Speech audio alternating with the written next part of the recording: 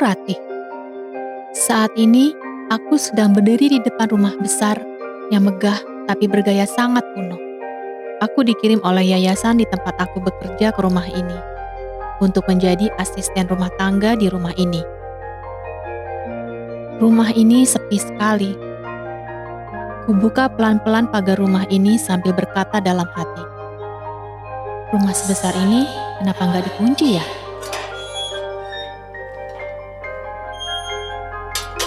Aku berjalan perlahan melewati taman depan rumah yang sangat rapi dan cantik. Bunga-bunga dan tanaman di rumah ini terlihat dirawat sangat baik. Ketika aku sampai di depan pintu utama, aku pun mengetuk pintu kayu yang cukup kokoh. Aku menunggu beberapa saat. Kudengar dari dalam suara langkah kaki dan membuka pintu. Iya, Tanya seorang bapak tua kepadaku. Bapak ini sangat tidak ramah wajahnya. Rambutnya sudah putih semua dan memakai peci. Sangat kaku dan cari siapa? suara bapak tua yang kaku itu mengagetkan aku dari lamunan. Oh, maaf, saya Ratih, dari Yayasan Melati. Saya dikirim untuk bekerja di sini, Pak. Baik, kebetulan Nyonya sudah menunggu kamu di belakang. Masuk. Seperti dugaanku, dalam rumah ini sangat indah. Lampu-lampu kristal menggantung di beberapa bagian plafon rumah. Belum lagi perabotan rumah yang terlihat bukan kelas murahan. Di sudut ruangan ada piano kuno. Piano. Dulu Mama sering sekali bermain piano untuk aku. Dulu, sebelum Papa bangkrut dan harus meninggalkan kami dalam kemiskinan. Aku menjadi sedih mengingat Mama, orang yang selalu melindungi aku, dan berjuang sendiri membesarkan aku, karena Papa entah pergi kemana sejak aku berusia 3 tahun. Ayo ke belakang. Nyonya ada di sana. Aku melangkahkan kaki mengikuti bapak tua itu menuju bagian belakang rumah. Sepanjang menuju tempat di mana Nyonya berada, mataku asik melihat kanan dan kiri dari ruangan-ruangan di rumah ini. Besar sekali, tapi begitu sepi. Psst, psst, kak, kak. Aku mendengar suara seperti ditujukan kepadaku. Mataku menoleh ke arah suara itu. Kulihat seorang anak kecil berdiri di dekat lemari kayu yang cukup besar. Seorang anak perempuan yang cantik. Dia membawa sebuah guling yang cukup lumayan lusuh. Sini kak, main sama aku. Aku tersenyum mendengar ajakannya. Dia pun membalas senyumanku. Tapi aku gak bisa mendekatinya, karena takut bapak aku itu marah lagi kepadaku. Aku kembali mengikuti langkah bapak aku itu. Aku melihat bagian rumah belakang yang sangat besar dan mewah. Ada kolam renang yang bersih, dan di sekitarnya ada tanaman-tanaman yang membuat bagian belakang rumah ini menjadi lebih lengkap indahnya. Dan kulihat ada seorang wanita duduk di dekat kolam renang dengan menggunakan pakaian rapi seperti akan siap untuk bekerja. Nyonya, orang yang Nyonya pesan sudah datang. Kulihat orang yang dipanggil Nyonya membalikkan badannya ke arah kami berdiri. Ya ampun, cantik sekali. Kulitnya sangat putih mulus. Dan rambutnya sangat hitam. Parasnya juga cantik. Walaupun wanita ini sudah berumur, tapi kecantikan masa mudanya masih sangat terlihat. Sempurna sekali. Apalagi pas aku melihat Nyonya itu tersenyum kepadaku. Makin cantik. Dengan tergagap, aku sapa calon majikanku itu. Selamat siang Ibu. Saya Ratih dari Yayasan Melati. Mata bapak tua itu langsung melotot ke arahku dan berkata, Nyonya. Panggil Nyonya. Kamu harus ikut peraturan di rumah ini. Kami semua memanggil beliau Nyonya Hana. iya, maaf, maksud saya Nyonya. Ada apa Ratih? Kamu boleh panggil saya apa saja. Nyonya boleh, Ibu juga boleh. senyaman kamu saja lah ya. Pak Rohim, boleh tinggalkan kami berdua dulu? Baik, Nyonya. Duduk Ratih, kita ngobrol sebentar yo, sebelum kamu mulai bekerja, kata Nyonya Hana sambil berjalan menuju kursi taman. Kami pun duduk berdua. Setelah kami duduk, Nyonya Hana berkata, Ratih, saya akan menugaskan kamu untuk mengurus anak saya yang bernama Sasha. Aku menganggukkan kepalaku. Berarti anak kecil tadi namanya Sasha. Sasha ini bukan anak biasa, Ratih. Sasha mempunyai kelebihan. Sasha bisa melihat makhluk halus.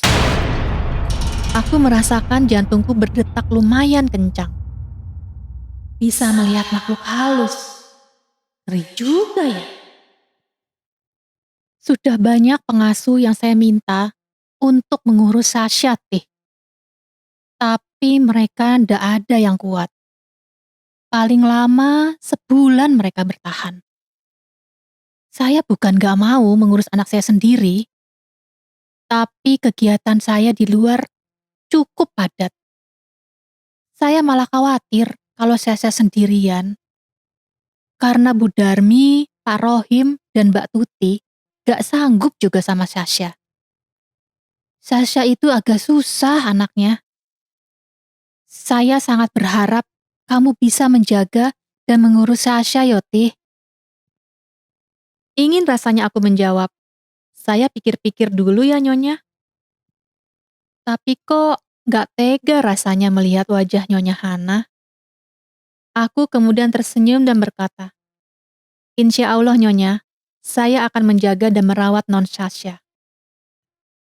Seketika kulihat wajah cantik Nyonyaku itu cerah dan lega. Senang bisa membuat orang yang baik ini tersenyum. Karena aku juga ingat mamaku. Mamaku juga lembut seperti Nyonya Hana. Terima kasih Yoti. Yuk, saya kenalkan ke Sasha. Kata Nyonya sambil berdiri dan berjalan ke dalam rumah. Aku mengikuti langkah Nyonya Hana. Sesampai di dalam, Nyonya Hana memanggil anaknya. Sasha, sini nduk. Sasha. Tapi nggak ada jawaban sama sekali dari Non Sasha. Sasha mana ya Mbak Tuti? Mbak Tuti memperhatikanku dan kemudian menjawab pertanyaan Nyonya Hana. Non Sasha sedang di kamarnya Nyonya. Kulihat Nyonya Hana menganggukkan kepalanya. Dan Nyonya Hana kembali melangkahkan kakinya menuju anak tangga, tapi langkahnya berhenti sesaat. Oh iya, Mbak Tuti, ini Ratih yang akan mengurus Sasha. Nanti malam Mbak Tuti tolong kasih tahu Ratih yo, apa saja yang harus dia lakukan. Aku tersenyum dan menganggukkan kepalaku ke arah Mbak Tuti. Alhamdulillah, kulihat Mbak Tuti membalas senyumanku. Gak kaku seperti Pak Rohim tadi. Ayo Ratih, kita ke kamar Sasha.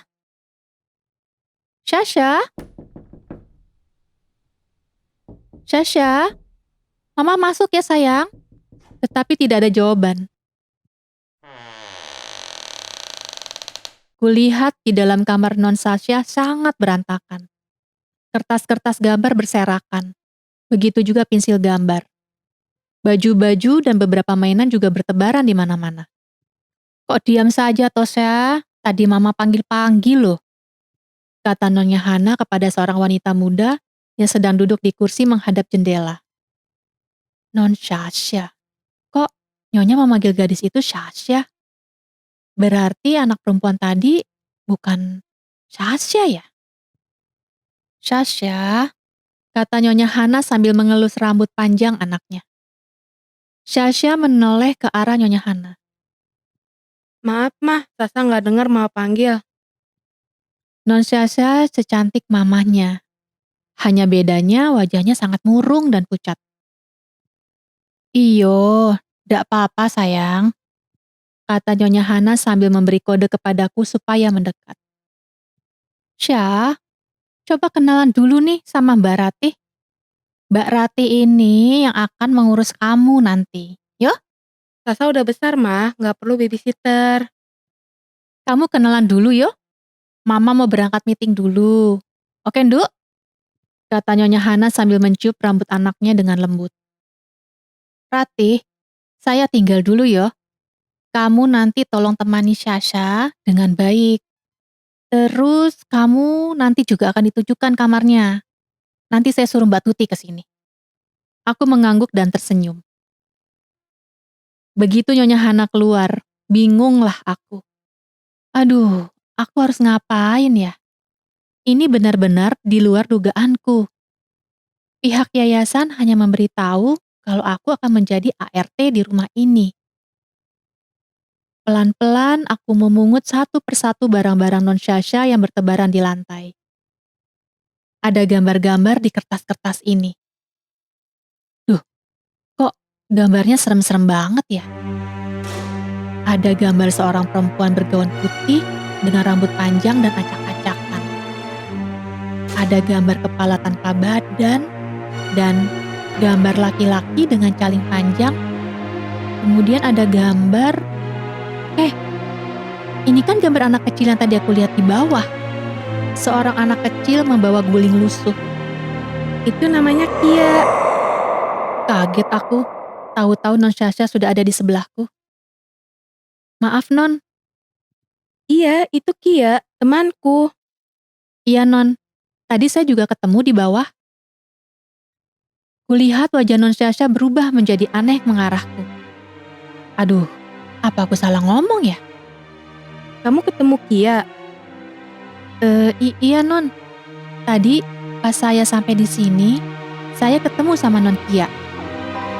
Berarti kamu bisa lihat Noni Vero, Aki, dan Utoyo juga dong. Maaf Non, saya nggak paham. Tiba-tiba Non Syasha menarik tanganku dan kami pun duduk di pinggir tempat tidur. Non Syasha mengambil kertas-kertas gambar dari tanganku. Kemudian dia mengambil kertas yang bergambar wanita bergaun putih. Ini Noni Vero. Katanya sambil menunjukkan kertas itu ke arahku. Kemudian Non Syasha mengambil selembar kertas yang bergambarkan kepala tanpa badan dan berkata, Nah, ini Aki. Terus, ini Utoijo. kata Non Syasha sambil mengangkat kertas gambar selanjutnya. Laki-laki bercaling panjang. Aku merasakan badanku seperti tidak punya tulang. Lemes banget dengar kata-kata Non Syasha. Teringat kata-kata Nyonya Hana tadi di taman belakang, yang bilang kalau Non Syasha punya kelebihan, melihat makhluk halus. Non, maaf, saya nggak seperti Non. Saya nggak bisa melihat mereka, Non. Maaf, Non. Kataku sebisa mungkin nggak bikin Non Syasha kecewa. Aku mengumpulkan seluruh keberanianku dan berkata, tapi saya mau kok kenalan dengan mereka. Tangan Non Syasha meraih tanganku dan digenggam dengan erat. Bener ya Mbak? Mbak mau bersahabat juga sama mereka? Kata Non Syasha lagi dengan mata berbinar-binar. Aku kok merasa sangat sayang ya sama anak ini. Umur Non Syasha tidak jauh sepertinya dari aku. Sepertinya kami hanya berbeda 2 atau 3 tahun. Entah kenapa aku mempunyai perasaan kalau aku harus menjaga dan menemani Non Syasha. Gak terasa sudah 1 bulan aku bekerja di rumah ini. Dan alhamdulillah Non Syasha bisa menerimaku dengan baik. Walau seringkali bulu kudukku ini berdiri karena harus menemani Non Syasha berbicara dan bermain dengan sahabat-sahabat halusnya. Gak jarang Non Syasha bilang hal-hal yang bikin aku merinding. Seperti, Berarti itu loh si Aki pengen main sama Mbak.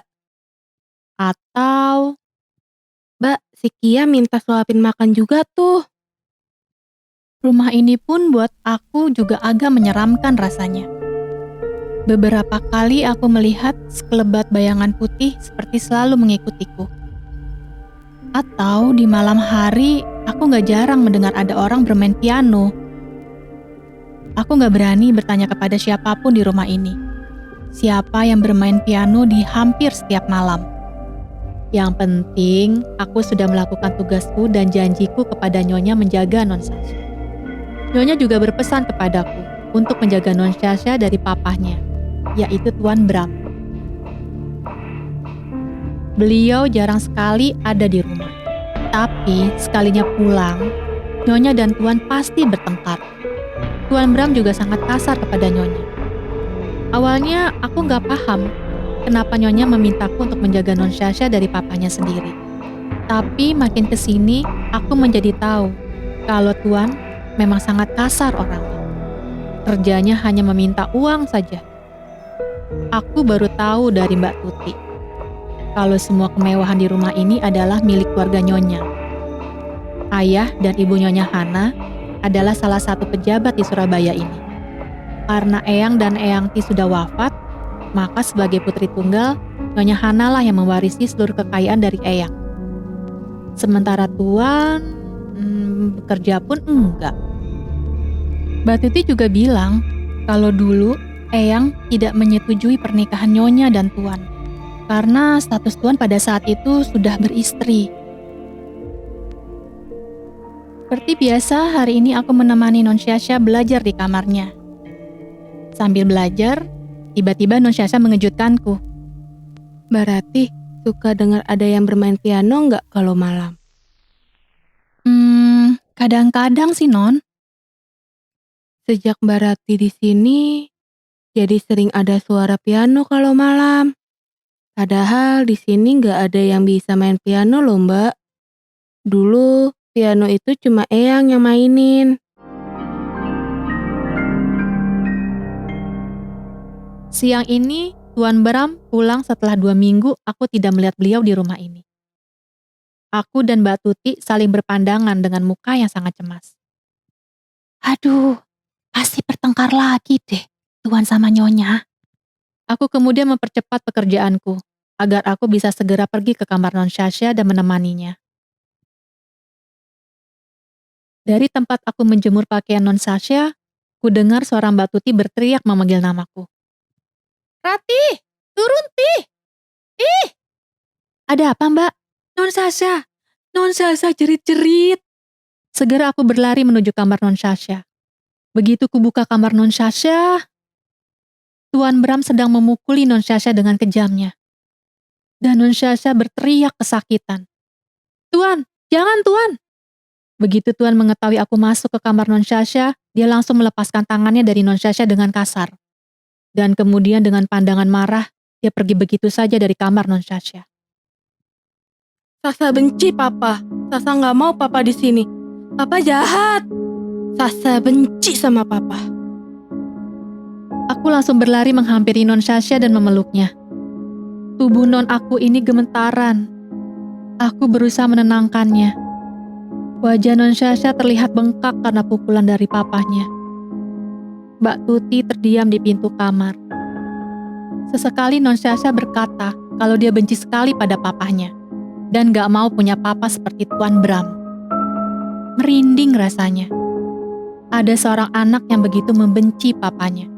Gak tega banget ngeliat Non Sasha seperti ini. Sambil menangis, Non Sasha menceritakan apa yang papanya lakukan tadi. Tadi Papa tahu-tahu masuk Mbak. Terus Papa nanyain Mama. Aku bilang aku nggak tahu Mama ada di mana. Papa nanya apa Sasa pegang uang. Sasa bilang nggak ada. Papa marah Mbak. Papa terus melempar-lempar barang-barang. Terus Papa lihat gambar-gambar sahabat-sahabat aku Mbak. Terus sama sampah disobek-sobek. Terus kata Papa mau panggil dukun buat usir sahabat-sahabat aku Mbak. Shh, udah ya. Ada Mbak Rati di sini. Udah, Non Sasha nggak usah cemas ya. Kulihat di lantai bertebaran kertas-kertas gambar sahabat Non Sasha. Pantas Non Sasha begitu histeris. Karena untuk Non Sasha, sahabat-sahabat halusnya itu lebih dari siapapun.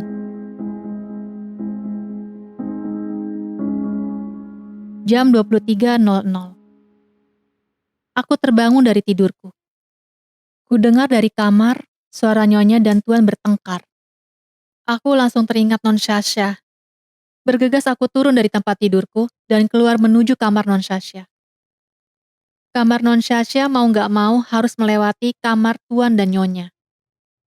Begitu di depan kamar Nyonya, kudengar Nyonya berkata dengan suara penuh dendam kepada Tuan. Aku menyesal sudah menikah dengan kamu, Bram. Menyesal aku tidak mendengarkan orang tuaku untuk tidak menikahi kamu. Menyesal. Bosan aku mendengar ocehan kamu yang ini, Hana. Apa kamu tidak ada bahan lain, ha? Andai aku tidak buta hati pada saat menerima kamu dulu, Bram. Mungkin hidup aku tidak seperti ini. Mungkin Tuhan tidak menghukumku karena aku sudah merebut kamu dari Nani istri kamu dulu. Mungkin Tuhan juga tidak menghukumku karena aku sudah memisahkan kamu dengan anakmu. Ah, persetan dengan mereka. Aku tidak peduli dengan mereka. Ingat pun tidak aku sama mereka. Iya, seperti sekarang, kamu tidak peduli dengan aku dan anakmu. Kalian memang perempuan-perempuan bodoh yang menyebalkan. Kamu gak akan lama lagi hidupnya, Bram. Aku akan membunuhmu. Kamu gak layak hidup di dunia ini. Karena kamu hanya hidup untuk menyakiti aku dan Sasha. Mati kamu, Bram. Bunuh kalau kamu bisa, Hana. Jangan hanya bicara saja kamu. Bunuh sekarang. Aku segera melangkahkan kakiku kembali ke kamar Non Sasha.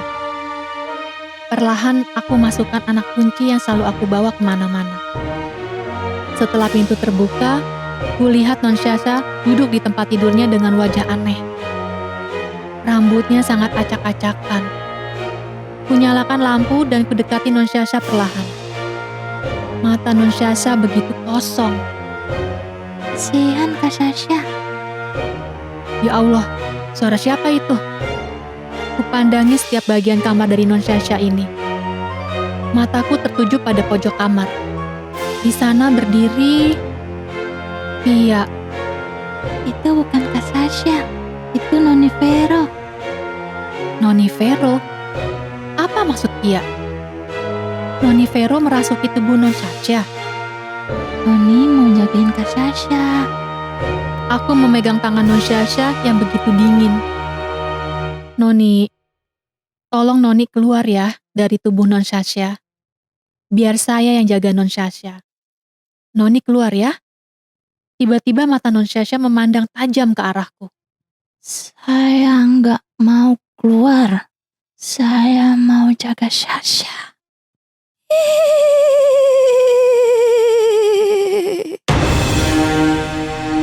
Sayup-sayup masih kudengar suara Nyonya dan Tuan masih saling berteriak. Aku pun memandang Kia dengan penuh harap. Kia, suruh Noni keluar dari tubuh Non Sasha ya. Kasihan, nanti Non Sasha kenapa-kenapa. Kia mendekati kami. Mau pingsan rasanya.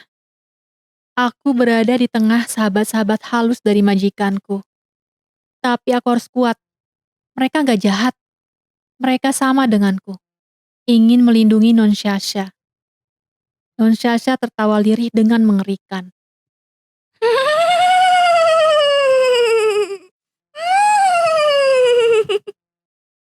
Non Sasha berkali-kali menggelengkan kepalanya. Sampai akhirnya, tubuh Non Sasha melemas dan pingsan.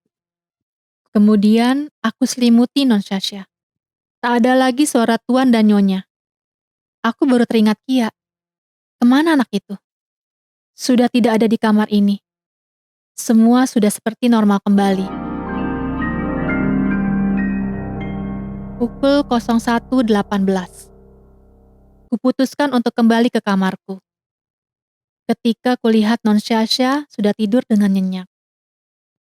Tapi kulihat dari atas, Tuan Bram sedang minum minuman keras di bawah.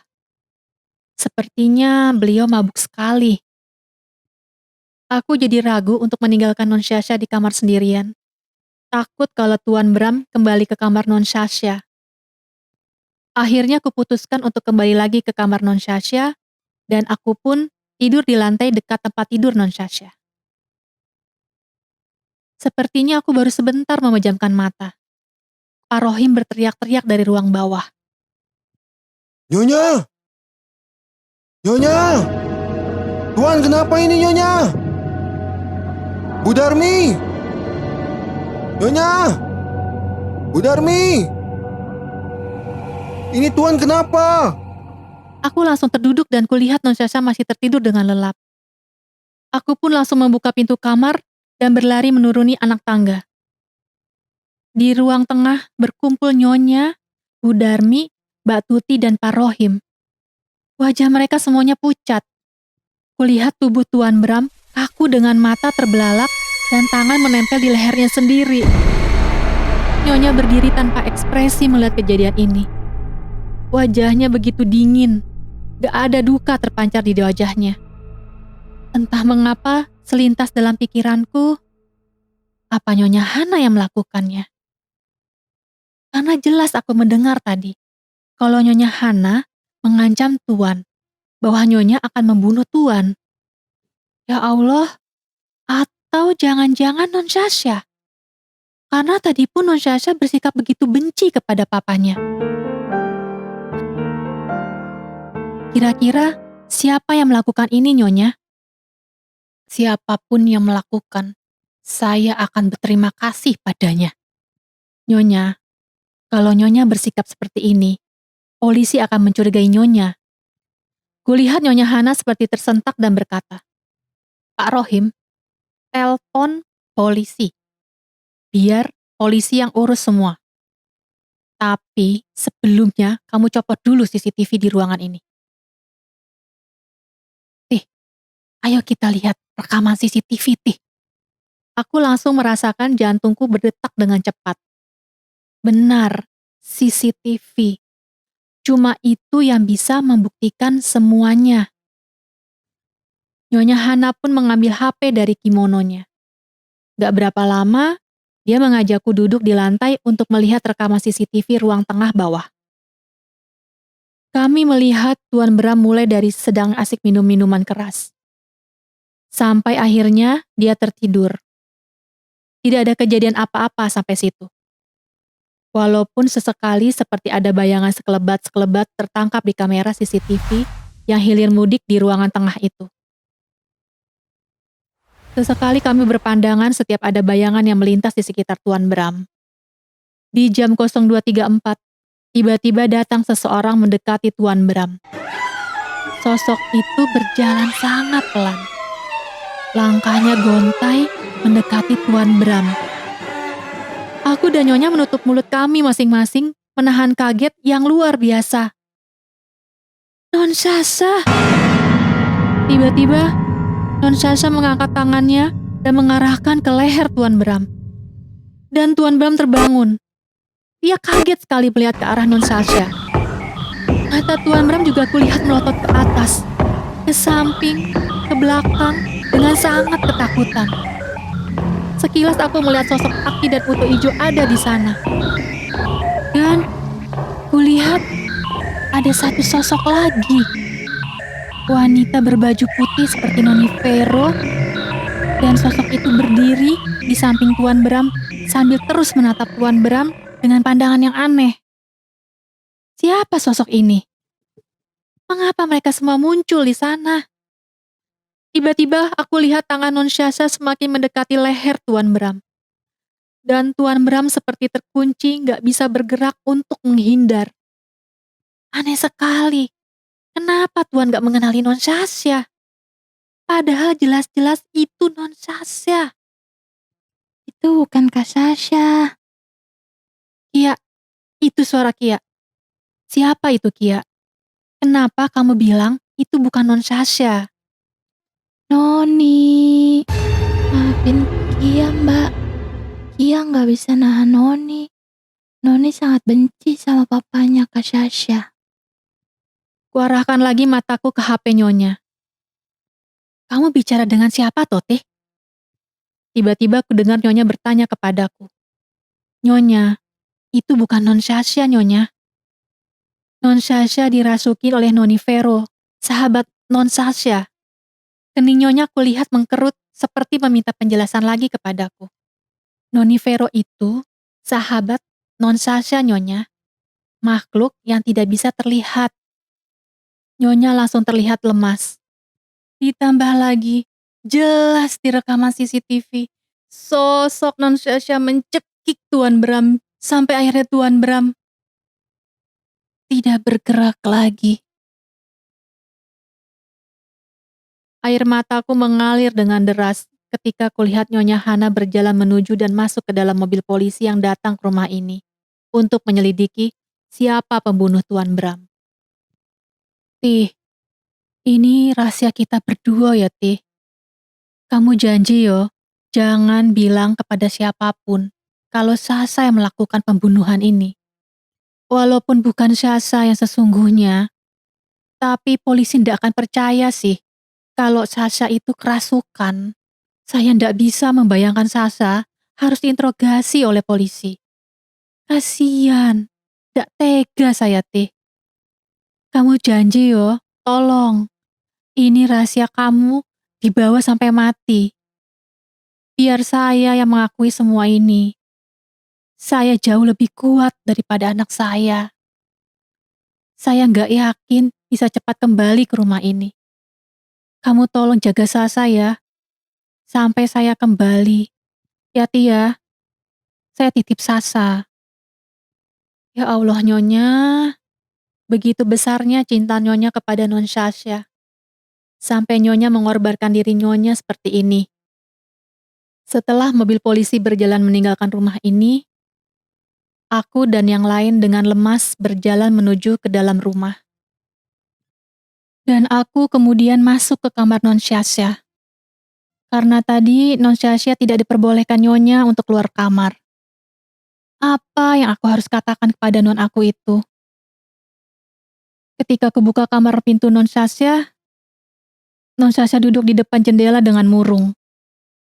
Sedih sekali aku melihat non aku seperti itu.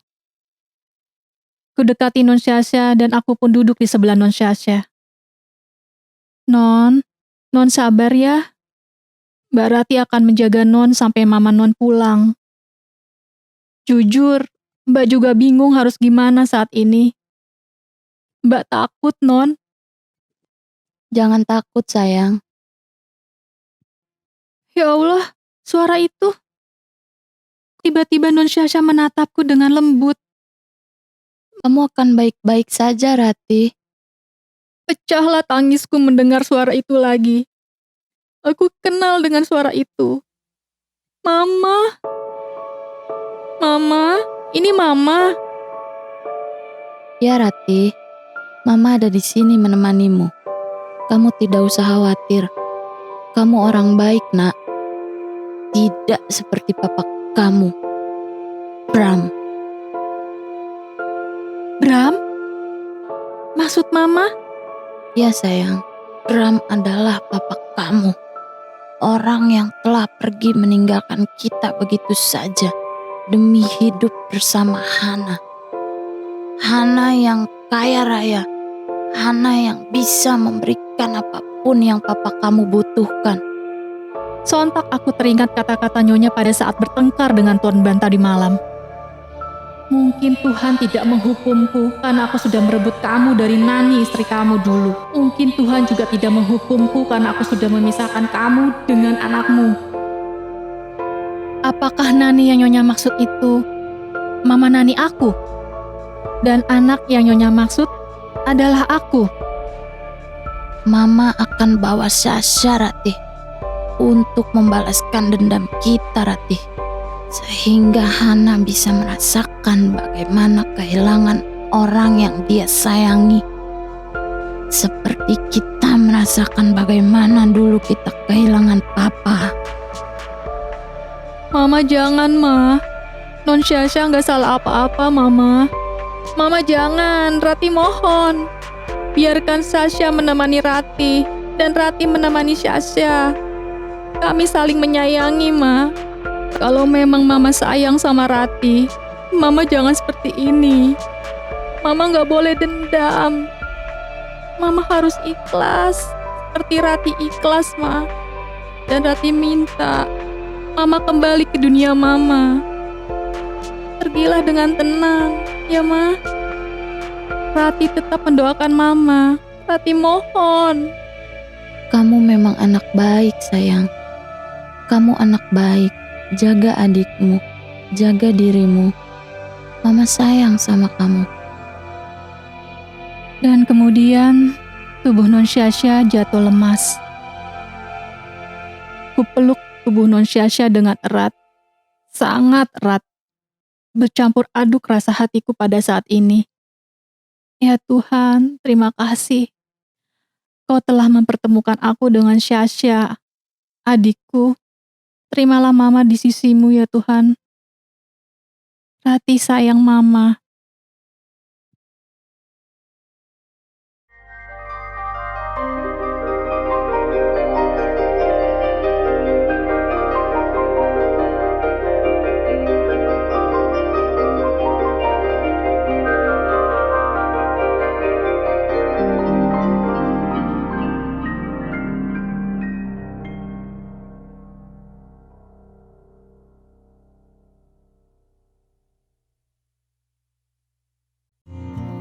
Halo semua, aku Tia.